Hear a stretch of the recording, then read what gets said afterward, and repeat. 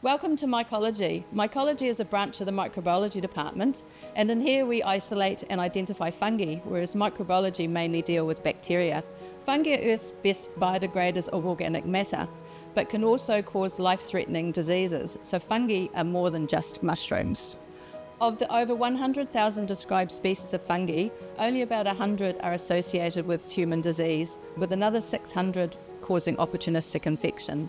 Medical mycology is a study of fungi that cause human disease. Infections can range from tinea, athlete's foot, invasive aspergillosis, right through to cryptococcal meningitis. With the exception of a few fungi, the ability for the fungus to cause infection is dependent on the immunocompetency of the host. Sample types that are processed in mycology are very similar to those that are processed in microbiology, and they range from respiratory samples to tissues and swabs, biopsies, aspirates, CSFs, and skin scrapings. We also receive isolates and samples referred from around the country for fungal identification and susceptibility testing.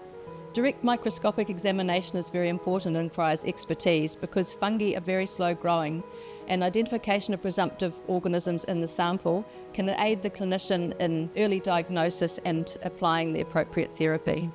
The most common stain we use in the mycology lab for microscopic examination is calcifluor white with potassium hydroxide. We look at the stains under a fluorescent microscope, and fungal elements fluoresce apple green. And here is some Aspergillus hyphae in a sputum sample. Another routinely used stain in mycology is the India ink or nigrosin stain, used to demonstrate the halos and Cryptococcus neoformans in CSF samples. Here is a culture of the most commonly encountered fungus, Aspergillus fumigatus, on potato dextrose agar.